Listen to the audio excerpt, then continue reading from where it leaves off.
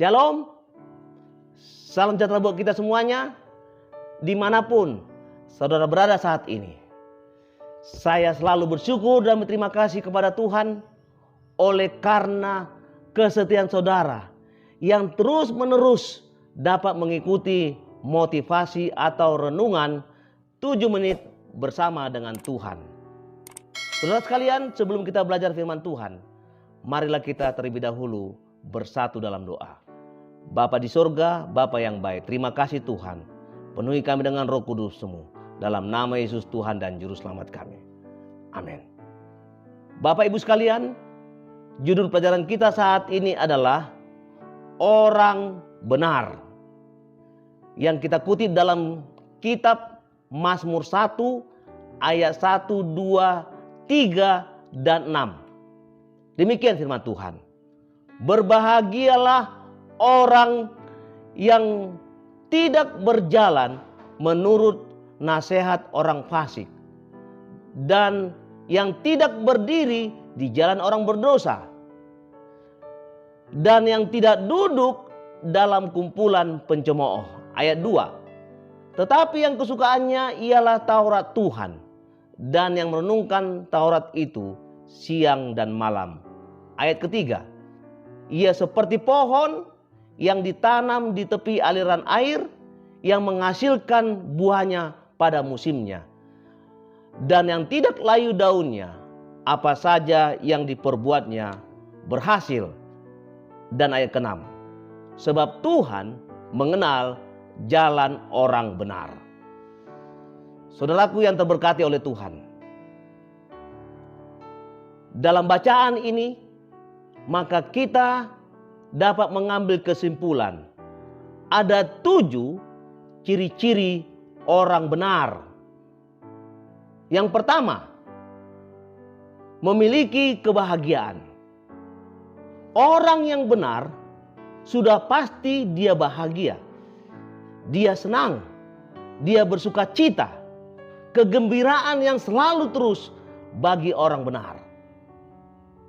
Lalu ciri-ciri orang benar yang kedua, seperti pohon yang ditanam di tepi aliran air. Artinya ketika pohon yang ditanam dekat dengan air atau di tepi aliran air, sudah pasti tanaman itu akan tumbuh dengan baik. Dia akan tumbuh berkembang dengan bagus. Oleh karena asupan air sudah banyak yang dimiliki oleh pohon itu. Lalu apa ciri-ciri orang benar? Yang ketiga, tidak berjalan menurut nasihat orang fasik.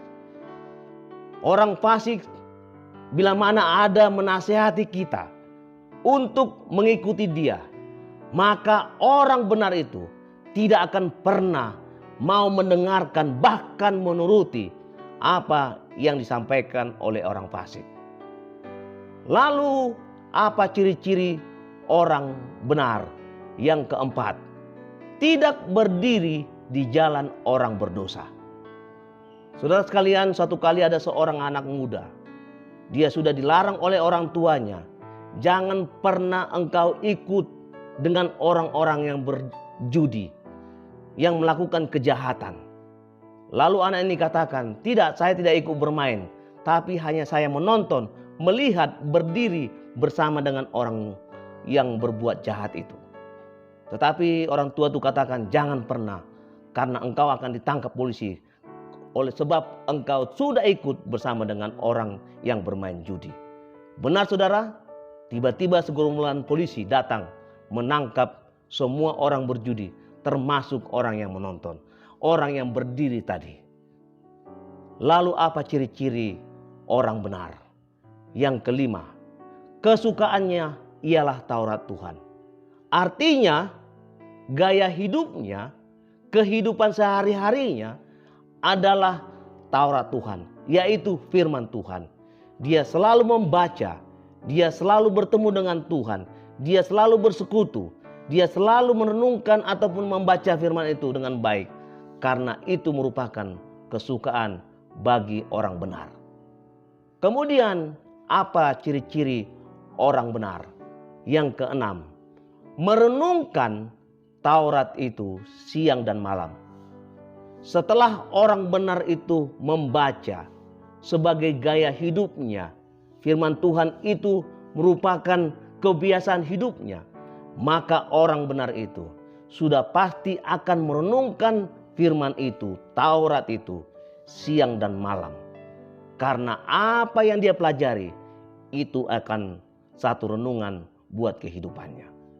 Lalu apa ciri-ciri orang benar? Yang ketujuh, yang terakhir, apa saja yang diperbuatnya selalu berhasil. Puji Tuhan, haleluya.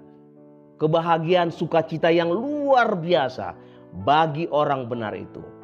Oleh karena apa saja yang diperbuatnya, apa saja yang dilakukan, atau apa saja yang dikerjakannya, selalu membawa keberhasilan. Saudara sekalian, kalau hal ini terjadi dalam kehidupan kita, maukah saudara rindu dan mau menjadi orang-orang benar?